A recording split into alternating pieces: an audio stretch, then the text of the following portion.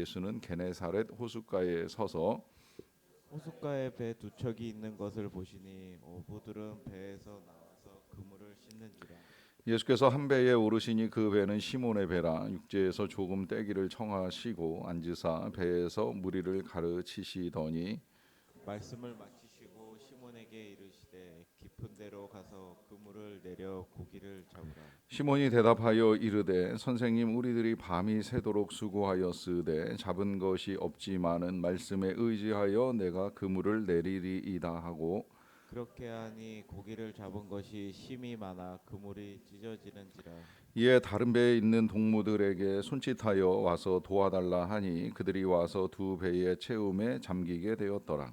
시몬 베드로가 이를 보고 예수의 무릎 아래에 엎드려 이르되 주여 나를 떠나소서 나는 죄인이로소이다 하니 이는 자기 및 자기와 함께 있는 모든 사람이 고기 잡힌 것으로 말미암아 놀라고 세베대의 아들로서 시몬의 동업자인 야고보와 요한도 놀랐음이라. 예수께서 시몬에게 이르시되 무서워하지 말라 이제 후로는 내가 사람을 취하리라 하시니 그들이 배들을 버려두고 육지에 대고 모든 것을 버려두고 예수를 따르니라. 예수께서 한 동네에 계실 때 온 몸에 나병 들린 사람이 있어 예수를 보고 엎드려 구하여 이르되 주여 원하시면 나를 깨끗하게 하실 수 있나이다 하니 예수께서 손을 내밀어 그에게 대시며 이르시되 내가 원하노니 깨끗함을 받으라 하신대 나병이 곧 떠나니라. 예수께서 그를 경고하시되 아무에게도 이르지 말고 가서 제사장에게 내 몸을 보이고 또 내가 깨끗하게 됨으로 인하여 모세가 명한 대로 예물을 드려 그들에게 입증하라 하셨더니 예수의 소문이 더욱 퍼짐에 수많은 무리가 말씀도 듣고 자기 병도 고침을 받고자 하여 모여오되 예수는 물러가사 한적한 곳에서 기도하시니라. 아멘. 지난 금요일에 말씀을 나누면서 우리의 기도 과연 응답이 되는가, 임신 전에 또 아이를 갖고 태중에 또 출생한 이후 성장 과정에 많은 기도를 우리가 우리의 자녀들을 위하여 하는데 그 기도가 어떻게 응답되는가 하는 문제를 가지고 말씀을 나누었습니다.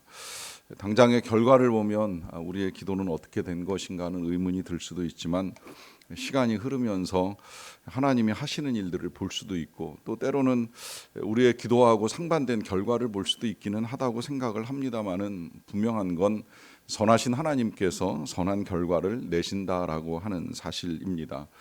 그의 삶이 어떻게 전개되든 또 어떤 결과를 가져왔든지 하나님은 택하신 하나님의 백성들, 하나님의 자녀들을 영광스럽게 이끌어 가신다라고 하는 사실이지요.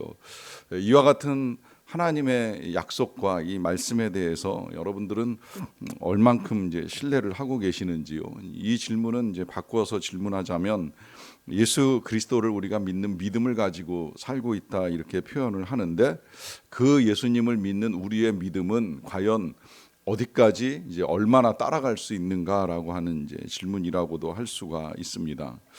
오늘 본문은 이 예수님을 믿고 따라 나섰던 이제 제자들에 관한 스토리인데 원래는 이제 어제 이제 묵상을 해야 되는 본문이고 오늘 본문은 이 나병 들린 환자를 고치시는 이제 예수님에 관한 메시지인데 특별히 저는 오늘 요 제자들을 부르시는 이제 예수님에 관한 메시지를 중점으로 말씀을 나누려고 합니다. 이유는 이 스토리는 지금 복음서마다 들어있기는 한데 이제 복음서마다 전하는 내용이 이제 조금씩 달라요.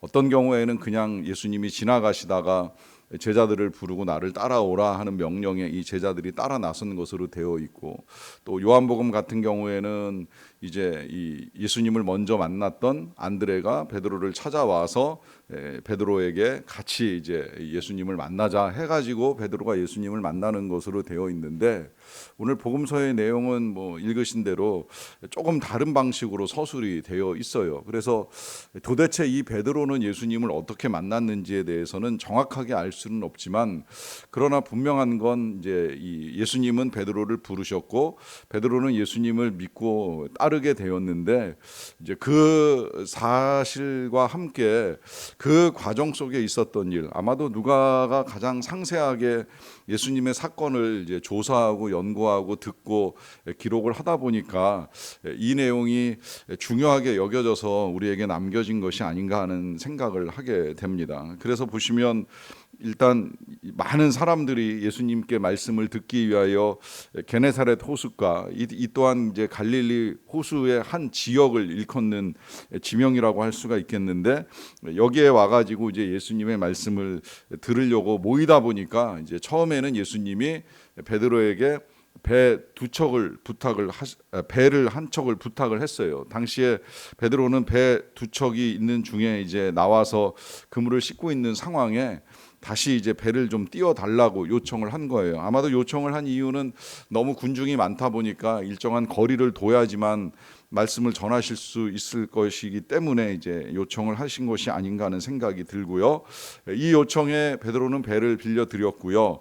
그래서 이제 베드로와 함께 배 타고 이 물로 나아간 예수님이 말씀을 전하시는 사역을 먼저 하셨습니다. 그리고 말씀을 전하시고 난 다음에 이제 4절에 명령을 하시지요. 말씀을 마치시고 시몬에게 이르시되 깊은 데로 가서 그물을 내려 고기를 잡으라 하는 말씀을 하십니다.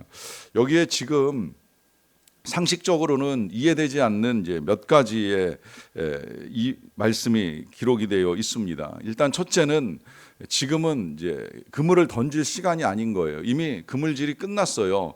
밤새 그물을 던졌고 잡은 것이 없었고 동이 터오기 때문에 일단은 이 고기잡이를 그만두겠다고 생각을 하고 이 그물을 정리하던 시간이었던 것으로 기록이 되어 있습니다. 그런데다가 지금 요청하시는 이 예수님의 직업은 원래 목수였습니다. 그리고 요청을 듣는 베드로는 오랫동안 이 갈릴리 바다에서 그물을 던지는 일을 해오던 어부입니다. 경험상으로나 직업적으로나 목수가 어부에게 그물에 관해서 낚시에 관해서 명령을 내린다라고 하는 것은 사실 맞지 않는 일이죠. 여기에 더하여서 깊은 데로 가서 그물을 내려 고기를 잡으라라고 하는데, 물론 때로는 아주 큰 물고기는 깊은 데에서 잡는 경우도 있기는 합니다만은, 제가 듣고 아는 바로는 물고기를 잡으려고 하면 너무 깊어도 안 된다는 이야기를 합니다. 소위 물속에 있는 대륙붕이라고 해서 어느 정도의 언덕이 만들어진 그 위에 이제 주로 물고기들도 모여서 놀지, 너무 깊으면 물고기를 잡을 수가 없는데, 지금 예수님은 깊은 데로 다시 나아가라라고 하는 비상식적인 명령을 내리고 계시는 거예요. 그러다 보니까 어떻게 보면 거절할 수도 있는 상황이 될 수 있는데, 시몬이 대답을 합니다. 5절인데요. 시몬이 대답하여 이르되 선생님, 우리들이 밤이 새도록 수고하였으되 잡은 것이 없지만은 말씀에 의지하여 내가 그물을 내리리이다라고 합니다. 여기 보시는 대로 이들은 밤새 수고를 했어요. 수고를 했다는 건 밤새도록 물고기를 잡기 위해서 애를 썼다라고 하는 것인데, 잡은 것이 없다고 이야기를 합니다. 그거는 당시의 상황에 따라서 잘 잡히는 날도 있고 안 잡히는 날도 있는데, 아마 이 날은 물고기를 잡기가 힘들었던 날이라고 생각을 했겠지요. 저는 어쩌면 이 또한 하나님의 섭리라고도 할 수 있기 때문에 그들이 못 잡은 건지 못 잡는 상황이 만들어진 건지는 정확하게 알 수 없는데, 분명한 건 그런 경험 때문에라도 지금 다시 나가는 건 힘듭니다. 아니면 내 육체는 지금 지칠 대로 지치고 피곤해서 다시 나갈 마음이 없습니다라고 말을 할 수도 있는 상황인데, 그런데 그런 상황에서 이 시몬 베드로가 이렇게 답을 하지요. 말씀에 의지하여 내가 그물을 내리리이다라고 하는 말씀을 합니다. 자, 여기서 이 표현 정말 귀한 표현이에요. 이 표현이 귀한 건 내가 내 경험에 의지해서 결정 내리지 않겠다는 거예요.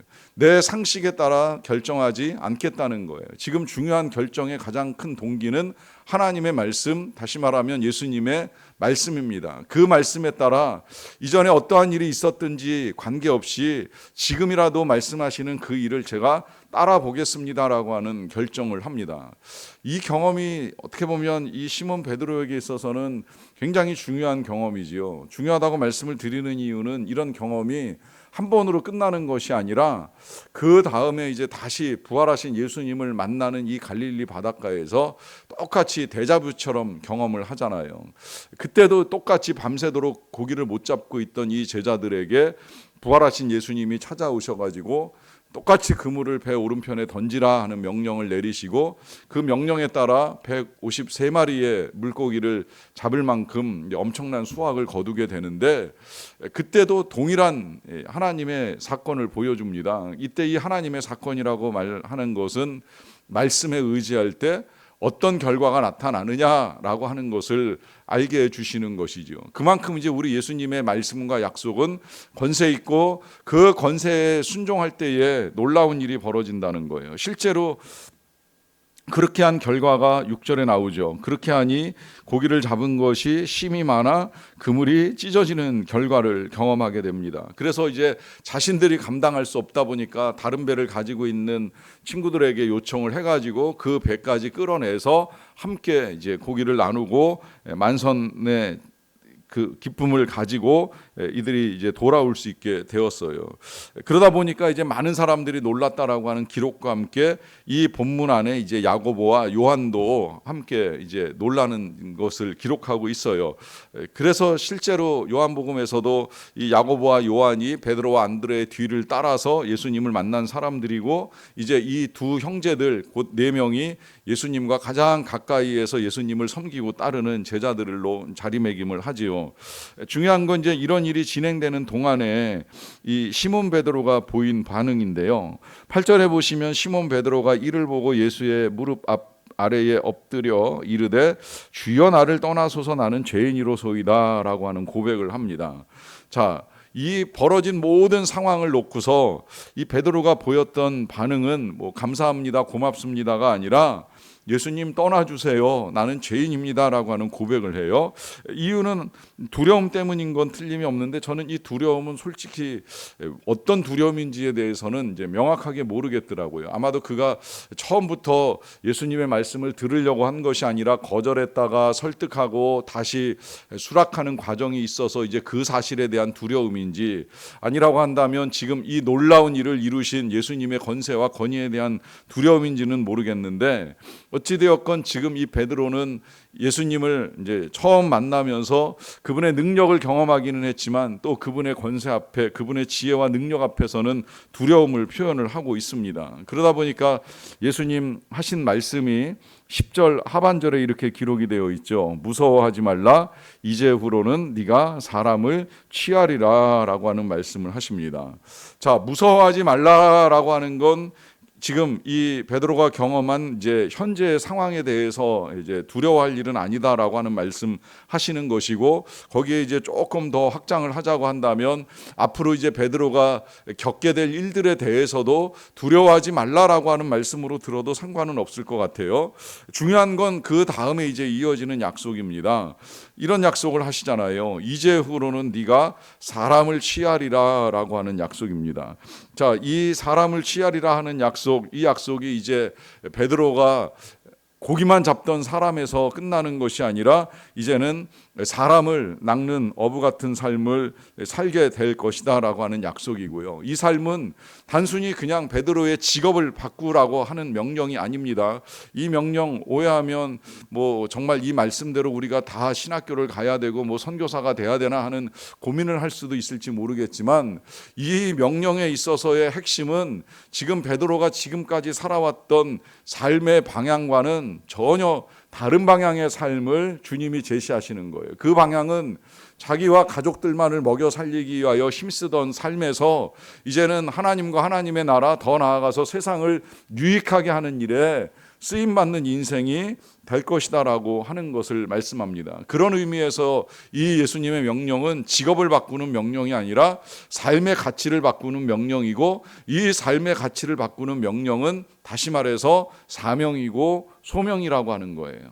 그리고 그 사명과 소명은 지금 이 사람들이 보여준 반응 보시면 11절에 그들이 배들을 육지에 대고 모든 것을 버려두고 예수를 따르니라 라고 하는 말씀을 하고 있는데, 마치 이렇게 하던 일 중단하고 무조건 주님만 따라가야 된다라고 하는 것에 초점을 맞추면 안 됩니다. 아니, 오히려 주님을 따르겠다라고 하던 일 접어두고 신학과 목회, 선교의 길을 가면서도 얼마든지 세속적인 삶을 사는 것은 불가능하지 않기 때문입니다.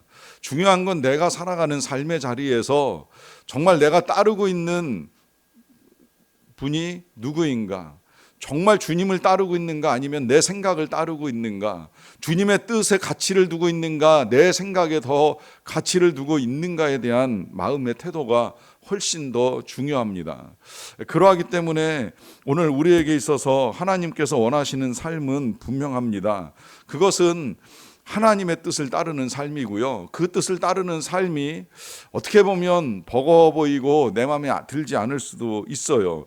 그리고 이 베드로 따라가는 과정을 이제 우리가 읽어 나가다 보면 그의 삶이 평탄하게 따라갔던 것도 아니고 그의 예수님을 따르는 삶에도 여러 가지 이제 굴곡과 어려움이 있었다는 사실을 우리가 보게 됩니다. 하지만 다시 확인하게 되는 사실은 그런 삶 가운데 그가 누렸던 은혜, 그가 누렸던 영광은 이루 말할 수가 없는 것이죠. 그 이름은 지금까지도 존귀한 이름으로 우리에게 남겨져 있습니다. 결국 주님이 부르실 때에 하시고자 하는 일은 그 인생을 정말 가치 있고 영광스러운 일로 바꾸어 주시겠다라고 하는 거예요. 이것이 하나님께서 베드로와 우리들에게 원하시는 삶입니다. 그러하기 때문에 단순히 예수님에게 배를 빌려준 그 영광에서 멈추는 것이 아니라 그분을 따르는 삶에서 누릴 수 있는 하나님의 특별한 은혜가 있다는 사실이지요. 언제라도 하나님의 말씀과 약속을 따를 때에 궁극적으로 이루어지는 결과입니다. 그러하기에 오늘도 주님의 말씀과 뜻에 따라 하나라도 더 힘써 행하시며 주님이 허락하시는 은혜를 받고 누리는 저와 여러분들의 삶 되시기를 간절히 축원합니다. 기도하겠습니다. 하나님 아버지 감사합니다. 오늘도 우리는 주님의 인도하심에 따라 여기까지 이르렀습니다. 우리가 말씀 따라 또 약속 따라 주님과 함께 한 걸음 한 걸음 걸어 나갈 수 있게 하여 주신 것을 진심으로 감사드리옵나이다. 하나님, 때로 이 길이 좁아 보이고 불편해 보일지라도 잘 걸어갈 수 있게 되기를 원합니다. 끝까지 걸어가는 중에나 또 마지막에 주님께서 우리에게 입혀주시는 영광, 보여주시는 은혜, 또 씌워주시는 상급과 면류관을 받는 자들이 다 되게 하여 주시옵소서. 아버지 하나님, 그렇게 부르심을 따라 이제 먼 길을 떠나기 위하여 준비하는 선교 팀원들 이제 오늘 마무리 준비 잘 할 수 있도록 도와주시고 내일 길 떠날 때에 장시간의 여정 가운데 지치거나 고나지 않게 하여 주시고 은혜 가운데 잘 도착할 수 있도록 도와주시옵소서.